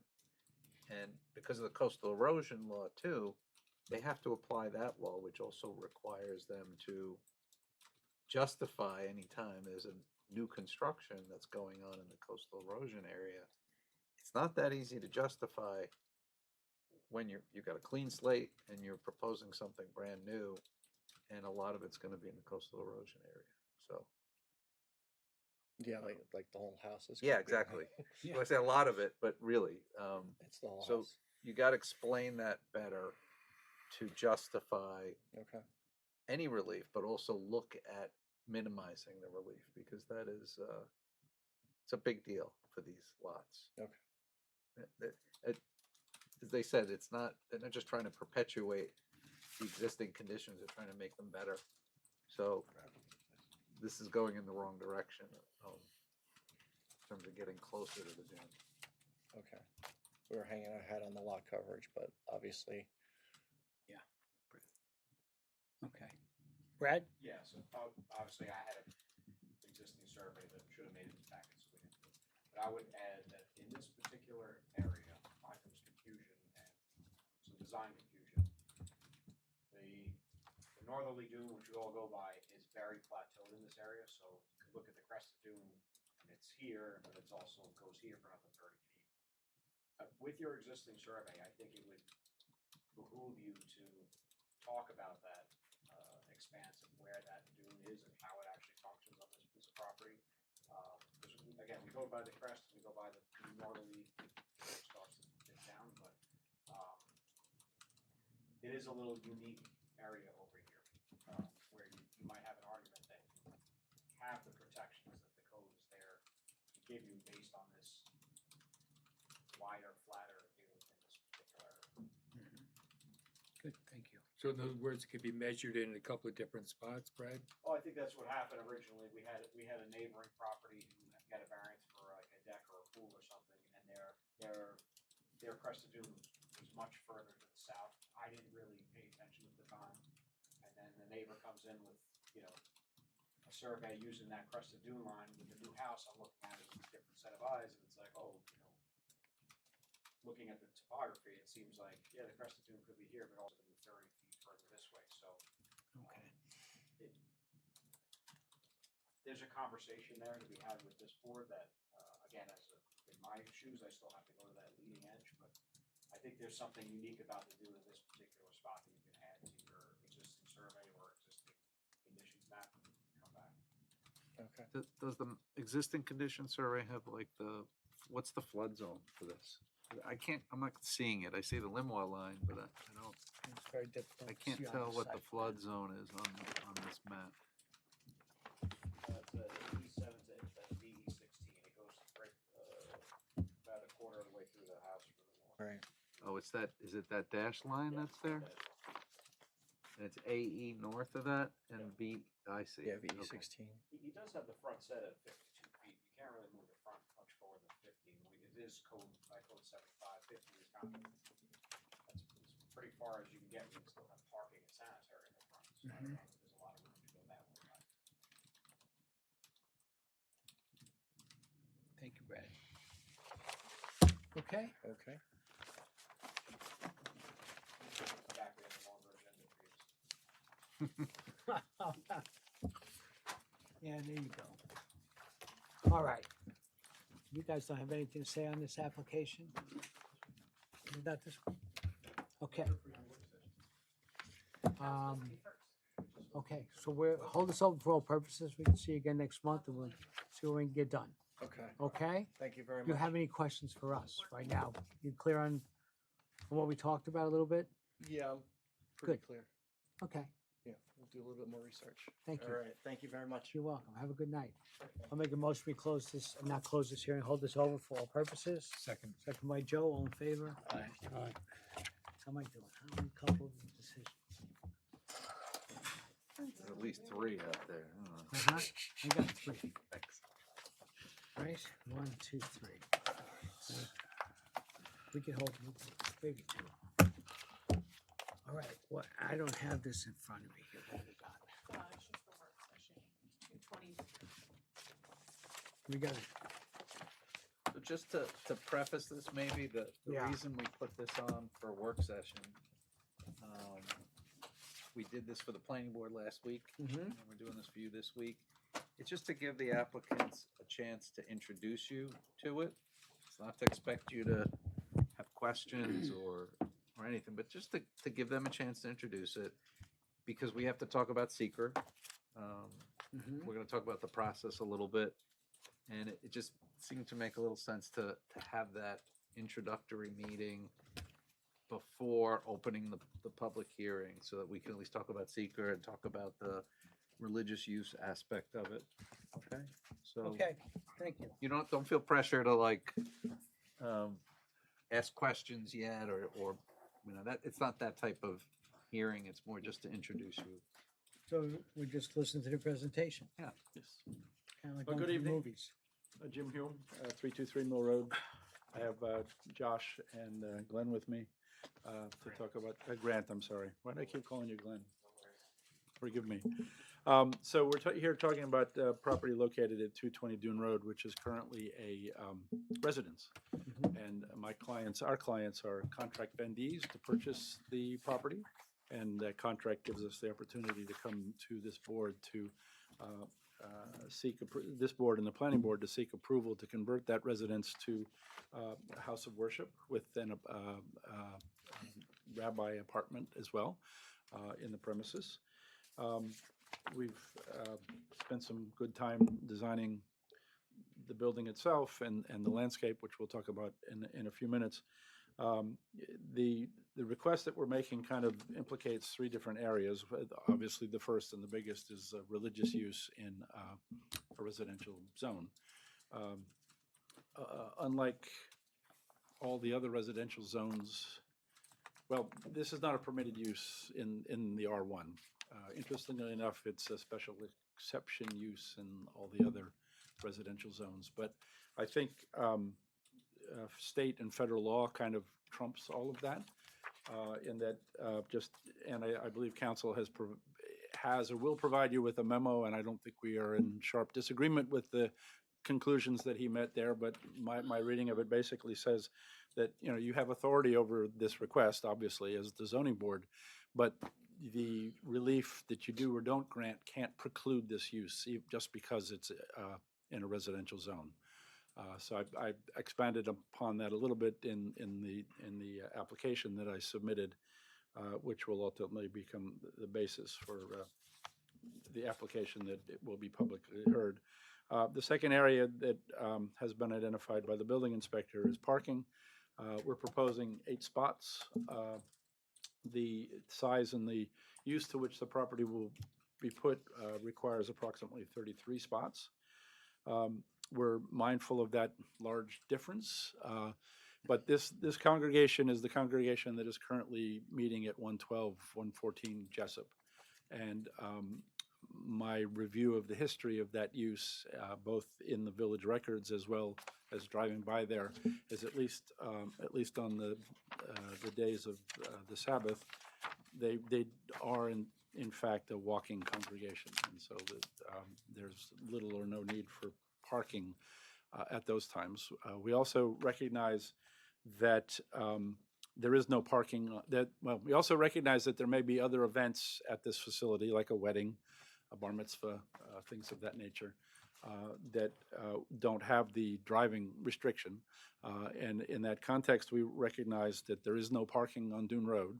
And so we will develop through the course of this application what we believe are reasonable alternatives to deal with those kind of situations. So there is not pressure for parking on the road where there's not allowed to be any parking. And the third area I think is the most minimal one is there are areas around the perimeter that don't quite meet the 10-foot buffer requirement. And so that would require some relief from this board as well. I think that we'll show you, Grant will show you in a little bit where that little area is. And I think you'll see and you'll hopefully agree that the plan, even though it does not meet that particular requirement, it's a pretty robust landscape plan that will create privacy both for us and for them. And as council pointed out, we need to just have a discussion about SECRA. But before we get to that, I'd want to call upon Josh to just give you a quick run through of what the facility actually looks like, and then Grant to show you what the landscape proposal is as well. Joshua Rosenzweig, principal at APD Architects. It's nice to see everybody. I know I've been in front of this board for years, and I hope everyone's doing well. Welcome back, Josh. Thank you, sir. My clients had come to us and asked us to be a part of this project, and I think one of the interesting components to it was that, to create a use of this where it's really a residence of 5,600 square feet with house of worship below. For me, the test was character of the neighborhood. And how do we create something that essentially, being a commercial building, from the perspective of building code, sanitary flow, and all of the things that go into a good design for life and safety, measure up against a character of Dune Road that requires it to really feel like a residence and something that does not have a footprint larger than the aesthetics of what's going on Dune Road. And for me, I think that was the driving focus. And I'm going to touch on a few things here, but I just want to go through. And again, I've submitted some plans, but this is a floor plan showing the second floor of this residence, where there are a series of 5 bedrooms, some living spaces, and even a staircase that is acting as the primary staircase as you'd see in a commercial residential structure. Nothing but hitting on the idea that it is more of a domestic and residential scale. There is nothing, and something that I was very happy to hear from my clients, that there is nothing commercial about the aesthetics of this project. And granted, That's really a statement more for the Architectural Review Board. However, I think that character of the neighborhood is going to be one of the most important things that we look at when we weigh the application's merits. But similar to a residence that you've seen me design before in front of the board, well-scaled spaces, bedrooms, ensuite bathrooms, a few balconies here and there to preserve and enjoy the wonderful views they have to the bay. This building, as you'll see when Grant comes up to show the overall footprint, is next to the West Hampton Bath and Tennis parking lot, which I know you'll get into the nuances of that buffer we talked about. This is Plan North there. How about I just show it like this? Dune Road, the bay. This is the first floor where the house of worship and more of an assembly feel and following the assembly commercial code requirements takes place. These are non-fixed seats. We set up this scenario particularly to show if the rabbi had his congregation here to be with him and pray with him. This is what something could look like. Of course, as we get into this project in the later hearings and we start to uncover occupancy, which is all driven by the commercial building code standards and also the sanitary flow, which we have good wind at our backs, having met with the Board of Review and gone through the requirements that a facility like this does require, especially in terms of wastewater and also the residential component for assembly and the occupants in here. And we have those limitations and numbers, which I'm sure we will unfold as we go through the entire process. But what you're seeing is some handicap accessibility and some regular entrance elevations coming into a foyer, bathrooms, kitchen, assembly, and outdoor assembly. A nice grand deck that you'll see in some exterior elevations in just a minute. And again, I know we're just sort of unpacking it a bit, so it's a quick tour through the plans. As I go through the front elevation, and there will be photorealistic renderings, which we already have, that we will provide once we get a little bit further in the hearings. These are architectural elevations. They're fun to look at, but I think the photorealistic renderings really show it well. This is the front elevation here. Everything that you're seeing in brown really is a cross-cut between the topography of the elevated sanitary area and the lower sanitary area. It's split up into two by the parking and the inlet. But what you're seeing here is really more of a traditional roof, agrarian modern, if you will, design that certainly I think complements the aesthetics of Dune Road, especially using Alaskan yellow cedar shingles, cedar planking, red cedar roof. Essentially, it's all cedar with some nice bronze window fenestrations, not black. Again, not the main focus, but to me, accomplishing at least the primary goal of creating something that looks just like another house that maybe APD would have been a part of designing on Dune Road. Of course, they come in many different flavors. This one a little bit more agrarian modern. You know, for me, that's the real important piece to it. And as we all probably know, when you start to design components in a commercial building, you're faced with the requirement of doing things with a lot more of a requirement for CFM. For instance, vents and hoods and air conditioning. It requires more equipment. Where does all this equipment go? So that was something that was also very important to me to even join into this effort. If we're going to do this, we're going to make sure that the commercial requirement, which may be excessive in most cases, but it is there, and it's something that the building department will be reviewing, are completely concealed. We will not take 1 foot into the Design Architectural Review Board and show something like that on Dune Road. So there is a really beautiful parapet wall that's about 48 inches up here behind the roof, and the perspectives in the future will help you see it. All the commercial exhausts, intakes, ERVs, everything is completely concealed, and the only way you can see it would be from a drone. I think that's important. Maybe not the most important piece to this, but for me, it's what I'm excited about. So there will not be any mushroom hood vents or other things that you could probably call a large commercial exhaust on this building whatsoever. If I were to show you these elevations, and I'll go quickly through them, what you see is what you get without maybe us saying, well, it will be there, you just can't see it today. This is a rear elevation from the bay. You can see that there is the main deck there, and then the second level. All meeting. I can't see the numbers. What are we talking about height-wise? We are talking about, this house will begin at 1650, which is civil first floor, which is about 3 feet higher than the FEMA regulations, including the January 1st additional freeboard of 18 inches. Okay. It meets the ridge height requirements. It meets all of the setback requirements and coverage requirements. There'll be other things that Mr. Hume will be in front of you for. And to my knowledge, none of it would be any prescriptive zoning setbacks or anything. We're not looking for any relief for what we have created in terms of the structure or the architecture. Is that fair to say, Jim? Correct. Okay.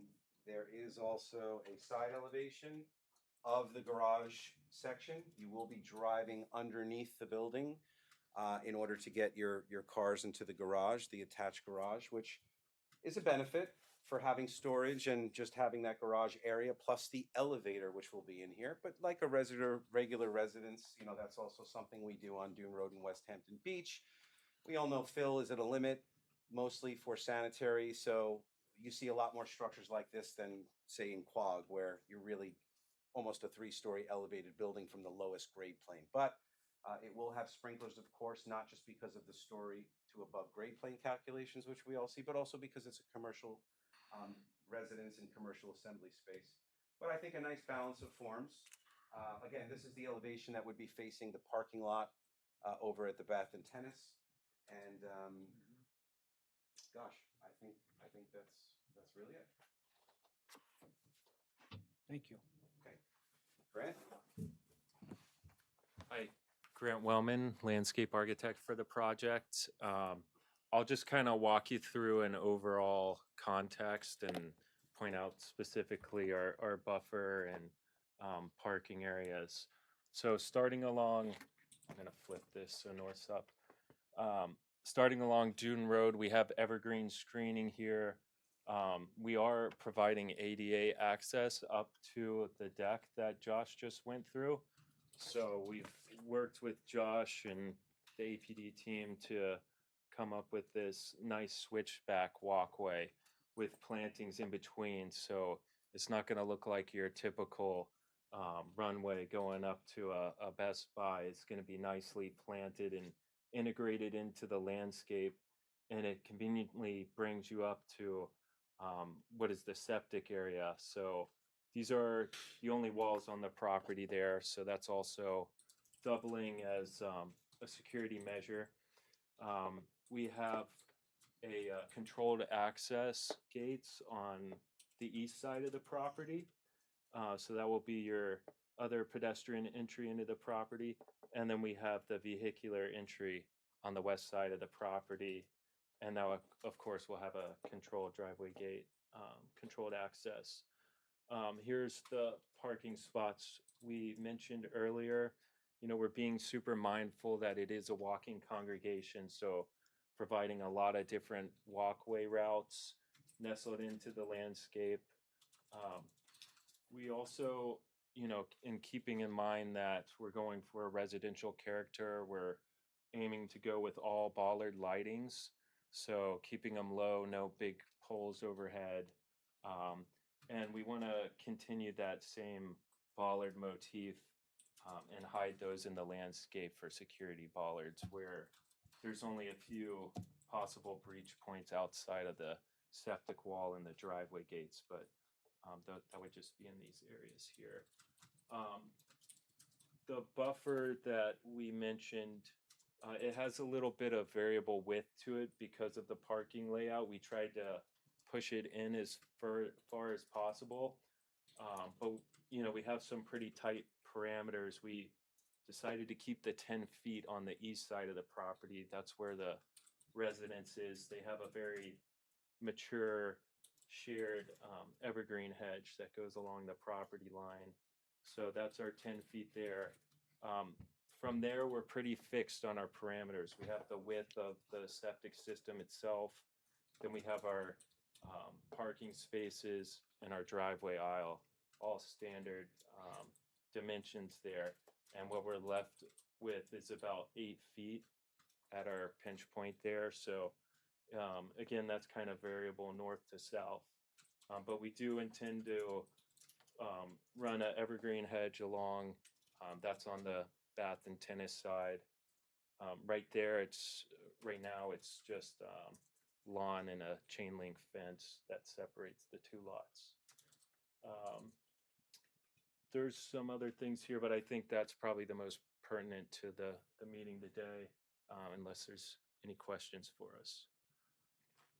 None at this time. Too soon for that. Okay, yes. And you More to guys know come. you'll have to do this eventually again when the hearing, the public hearing will open at some point, and at that point, you're gonna have to do your spiels again. So This is thank our- you for, this is our it's practice. practice, right? Yes. All right. All right, gentlemen, thank you very much. I think we need to So- talk about process. Yeah, so we'll talk about two things. One is the, just to put the religious use part of it in context. So I provided you with this memo, right? Just to Yes. give you kind of an overview. We'll get much deeper into it as the process goes on, but I wanted you to have a sense, because what is, and Jim brought this up, what's different about this is technically there's no permitted use here for this, but he and I agree that under New York law, you can't exclude the use from a residential district. The courts have made that clear, that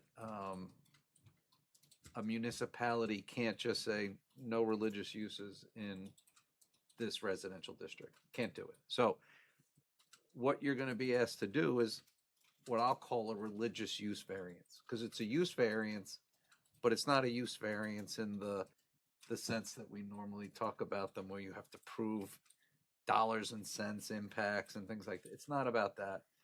It's going to be the types of standards that are in the cases that say religious uses are not exempt from zoning, but they also must be treated with more flexibility than other uses. That is a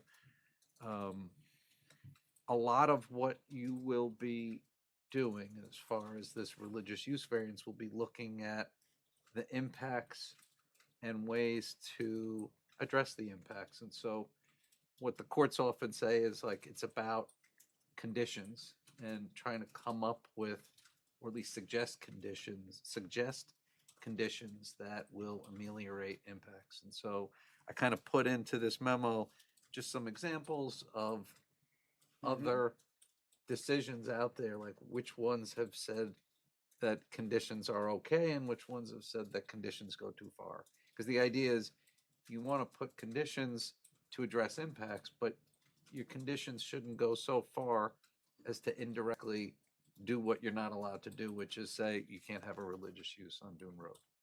So, for example, occupancy limits seem to be upheld if it's appropriate to, minimize the impacts, but flat out prohibitions against certain things that really come down to exclusion are not upheld.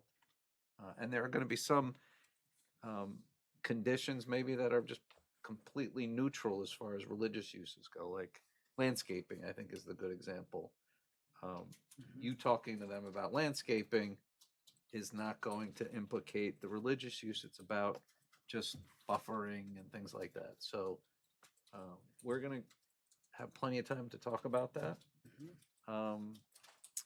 And the main thing I did want to get started tonight is to talk about the process and seeker, because we do think, I think, Brad and I have talked about this before, that this makes sense to have a coordinated seeker review. And that will mean mainly between you and the planning board, but also the other agencies like the health department that have to have some jurisdiction over this. Is this DEC also? Big T. I think we're fully bulkheaded back there right now. I don't think. So they might have a non-jurisdiction. We're working on a letter of Okay. jurisdiction. All right, so at a minimum, it's going to be you, the planning board, and the health department. The stretch of street is outside of the county road. It's West End Beach Road at that point, but it's very close to where the county's jurisdiction picks up. DPW. Okay. So we had thrown it out to them to try to get a sense of, do they want to be lead agency? Should you be lead agency? and I think I'm going to give you some pros and cons and let you think about it. When we think about who should be lead agency, sometimes we look at who has more jurisdiction, and by more I mean more discretionary jurisdiction. And a lot of times, it's the planning board. Probably in this case, it's a little bit more on you because you have the use variance, the religious use variance decision to make. And so, in some ways, you have a little bit more of a, relative discretion than the planning board does. The other side of it is that the planning board has, at every meeting, they have a planner and an engineer in addition to Brad. So one thing we had talked about was if you do want to be lead agency, we can get the trustees to authorize the planner and the engineer to participate in your secret process to help you too, so that you wouldn't be at the disadvantage of not having a planner, not having an engineer to help review the environmental aspects of it. And I don't see any reason why the trustees wouldn't authorize that. That's seems to be the reasonable way to do it. So What would be the disadvantage of having the planning board do the secret review? the disadvantage, Yeah, for us. when you're looking at impacts for secret, there's some overlap to your regular jurisdiction. Right. And so I wouldn't call it a disadvantage, but since you have a little bit more of the discretionary decision making to make, there's some risk of your concerns not being adequately addressed by the secret process if you're not actively in charge of it as lead agency. So that's where I think, if you're comfortable doing it, then maybe you should do it. But if you're not as comfortable doing it because you don't do that kind of review as often as the planning board does, where their review is much more tailored to those kinds of impacts, that would be where you might want to defer to them. If I could add, because this is your first time seeing this, absent of the use, this wouldn't be before you, and wouldn't be before the planning board either on this type of site. It's, for all intents and purposes, it's set up like a single-family dwelling on the road from the outlook. So it's not a typical site that the planning board looks at anyway. Yeah. I mean, we're going to talk about the impacts. I think so much of this is really the use, and then ultimately it's up to the boards. But I think this board is equipped to do that. And there's going to be bouncing back and forth between the two boards whenever we have these bigger applications that have really both of you involved. Yeah. There tends to be, they might spend a couple of meetings in front of you to work out certain things, but before you close your hearing, they may go back to the planning board to gauge whether the planning board's okay with these things and get their feedback.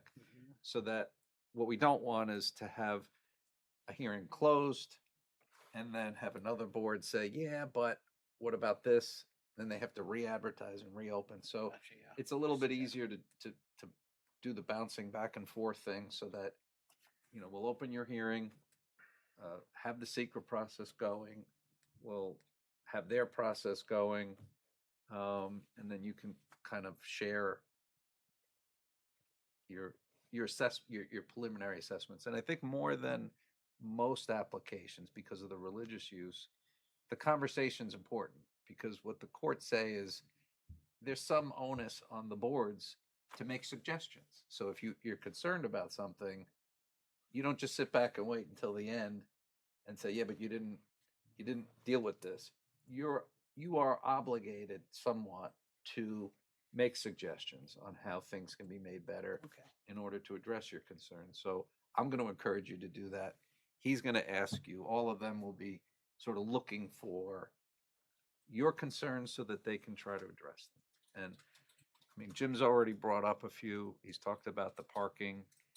He's talked about having to figure out how they'll deal with special events, which might be its own thing. That may be something that we kind of split up because you could always, Jim, you could always say, we haven't figured it out yet, so we'll come back later and try to deal with that. But we at least want to get the house of worship going, which may not have the same concerns as the special events. But that'll all, it's going to take a while to get there. But you don't have to say now whether you're comfortable doing secret, but we did want to get you to start thinking about it. Good. So, all right. Thank you. I think we do plan on having this on the agenda next month in some way, shape, or form. Yeah, I would say I think we probably should at least have it on for secret purposes, right? Next month.